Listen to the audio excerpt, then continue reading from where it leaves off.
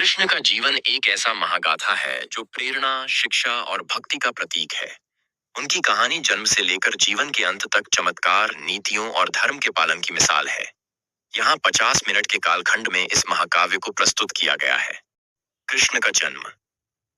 मथुरा नगरी में कंस नामक अत्याचारी राजा का शासन था। एक दिन आकाशवाणी हुई कि कंस की मृत्यु उसकी बहन देवकी के 8वें पुत्र के हाथों होगी। कंस ने भयभीत होकर देवकी और उनके पति वसुदेव को कारागार में बंद कर दिया और उनके सभी बच्चों को मारने का संकल्प लिया। देवकी का 8वां पुत्र भगवान विष्णु के 8वें अवतार के रूप में जन्मा। कारागार में जन्म लेते ही उन्होंने अपने दिव्य रूप में प्रकट होकर वसुदेव को आदेश दिया कि वे उन्हें गोकुल में यशोदा और नंद बाबा के पास पहुंचा दें। वसुदेव ने रात के समय यमुना नदी पार की, जो चमत्कारिक रूप से उनके मार्ग में शांत हो गई।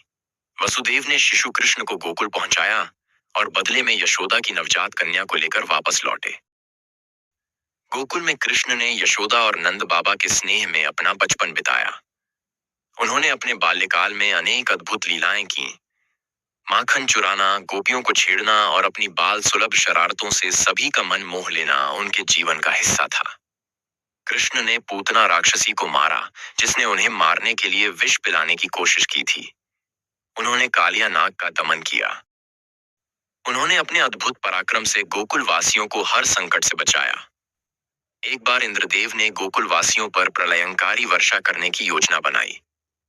कृष्ण ने गोवर्धन पर्वत को अपनी छोटी उंगली पर उठाकर पूरे गांव को बचाया। उन्होंने इंद्र के अहंकार को तोड़ते हुए यह संदेश दिया कि प्रकृति और कर्म की पूजा ही सच्चा धर्म है।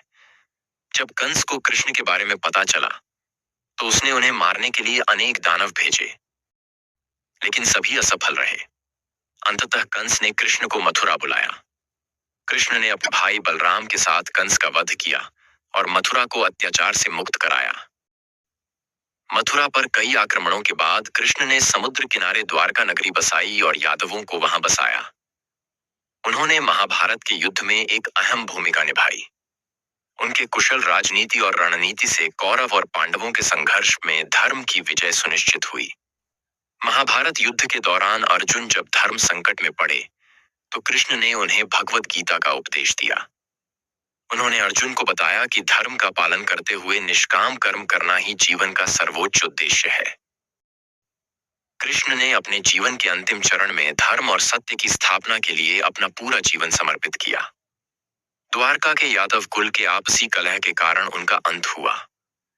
कृष्ण ने एक बहेलिये के तीर से अपनी मृत्यु को स्वीकार किया और परम धाम को प्रस्थान किया। कृष्ण का जीवन धर्म, नीति और प्रेम का आदर्श है। उनके जीवन के हर चरण में मानवता के लिए शिक्षा और प्रेरणा छिपी हुई है। उनके उपदेश और लीलाएं आज भी हमें जीवन की सच्ची राह पर चलने के लिए प्रेरित करती हैं।